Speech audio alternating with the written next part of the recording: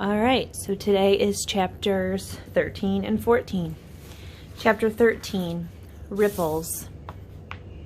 But life did settle back to normal in Westfield. More leaves fell, Thanksgiving came, then the first snow, then Christmas, and more snow. Fall and winter seemed to calm everything down and drive everyone into their own homes. Things were calmer at Lincoln Elementary School, too. Frindle mania was over, but that didn't mean the word was gone. Not at all. All the kids and even some of the teachers used the new word. At first it was on purpose, then it became a habit, and by the middle of February, Frindle was just a word, like door or tree or hat. People in Westfield barely noticed it anymore. But in the rest of the country, things were hopping. Frindle was on the move. In hundreds of little towns and big cities from coast to coast, kids were using the new word, and parents and teachers were trying to stop it. What had happened in Westfield happened over and over and over again. Bud Lawrence couldn't have been happier. There were Frindle shirts and sunglasses and erasers and notebooks and paper and dozens of other items. The new line of Frindles imported from Japan were a big hit, and now there was talk of selling them in Japan and Europe as well. The checks that went into Nick's trust fund got bigger and bigger. Bud opened his own factory in Westfield to make Frindle baseball caps, which created jobs for 22 people.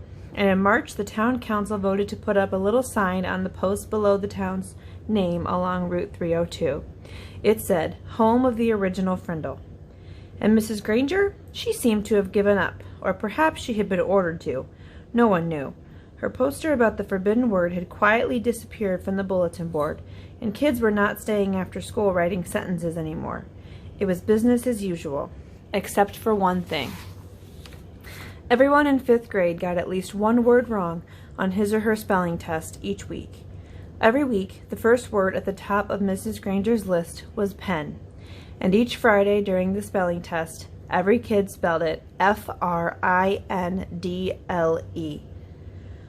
Nick was sort of a celebrity for a while. Everyone had seen him on The Late Show and on Good Morning America and 2 or 3 other TV shows.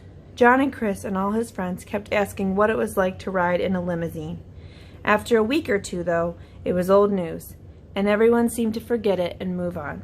The only person who couldn't quite forget about everything was Nick. Chapter 14, Inside Nick. On the outside, Nick was still Nick, but inside, it was different. Oh sure, he still had a lot of great ideas, but now they scared him a little. For instance, Nick learned in social studies class that people who buy stuff are called consumers. If consumers stop buying, stores and shops and restaurants go out of business. Then boom, a new idea hit him. All the kids loved lunchtime. But the awful part about lunch was the eating part, school food. And the food was never a surprise. You had to smell it all morning and then go eat it. The food was always bad. Well, thought Nick, the school cafeteria is sort of a restaurant, isn't it? And the students are the consumers, right? And we don't really have to buy our lunches there, do we? Nick could see it all. He would get all the kids to bring their lunches from home every day until the ladies who made the lunches cooked better food. He was sure those women didn't cook food like that for their own families. The kids were the consumers with $1.35 in their pockets, and until the food was better, that's where their money would stay. Great idea! Nick was sure it would work, and he got all excited about it. But then Nick remembered what happened with Frindle. It stopped him cold. He was sure that if all the kids stopped buying lunch, sooner or later, someone would figure out that it was all Nick Allen's idea. He would get in trouble. People would write about it in the newspaper. The principal would call his parents. Anything could happen.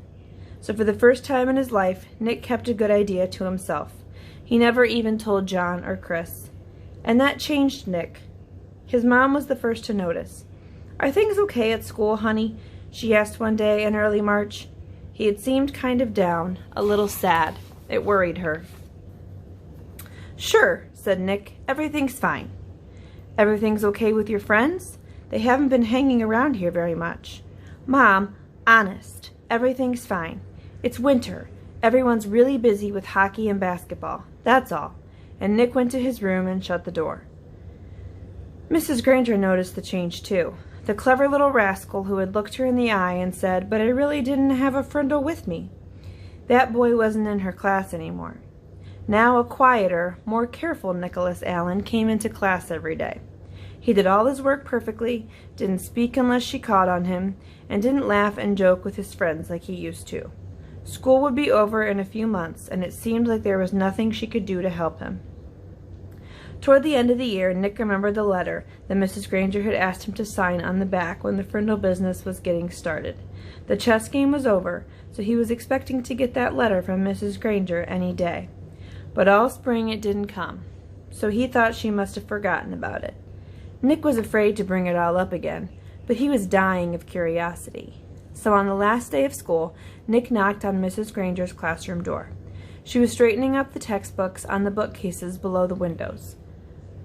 Without turning around, she sang out, "Come in." Nick said, "Hi, Mrs. Granger." Mrs. Granger stood up and turned to face him. "Oh, it's you, Nicholas. I'm so glad you stopped by. I've been meaning to talk to you, and this will save me from having to send you a letter this summer." Nick gulped and said, "That's what I came here for, the letter." Mrs. Granger looked puzzled for half a second, and then she said, "Oh, that letter." Then she paused. "You will recall, Nicholas, that I said I would send you that letter when all this was over. And it's not over." "It's not?" Nick tilted his head to one side and asked, "When will it be over?" Mrs. Granger smiled and said, "Oh, believe me, Nicholas, you'll know when it's over. I wanted to talk to you about something else." She walked across the room and stood about 2 feet from him. Nick had grown during the year, and their eyes were almost on the same level. Nick noticed that the eyes were softer, but just as powerful. "I've noticed that you've been very quiet for the past few months. You know, Nicholas, you didn't do anything wrong this year. I know a lot of things happened and a lot of things were said, and you must have had some difficult days here and there. But your idea was a good idea, and I have been very proud of the way you behaved, most of the time." Nick was embarrassed, but Mrs. Granger kept on talking. "And Nicholas, you have great things to do in this life. I'm absolutely sure you do, and you mustn't let a few hard days trick you into clamming up." Then Mrs. Granger reached out and shook Nick's hand and looked him in the face. Her eyes were turned up brighter than Nick had ever seen them before. She said, "Nicholas Allen, I have enjoyed having you as a student. Now you go out there and have a wonderful summer, and I expect to hear remarkable things about you, young man." Mrs. Granger watched Nick start to leave, but before he got to the door, he turned and said, "Thanks, Mrs. Granger. You have a great summer, too." Then he grinned and said, "And don't forget to buy some new Frindles for next year." Thanks to his little talk with Mrs. Granger, along with a healthy dose of summer vacation, Nick made a full recovery. He was proud that he had made up a new word, and he enjoyed thinking about all the commotion it had stirred up. That one little word had made 5th grade a year to remember. Before he started 6th grade, Nick was Nick again, and all through junior high and high school and college, he proved it. For example, 2 years later, all the school cafeterias in town were serving delicious food at least 4 days a week, all because of Nick, the consumer. And the state superintendent of schools had made a special trip to Westfield to learn why this little town had the most successful school lunch program in the state.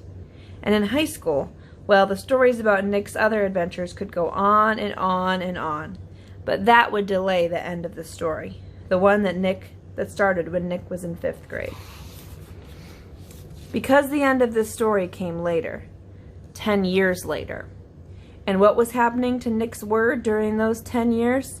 Nothing fancy, nothing exciting. Words don't work that way. Words either get used or they don't.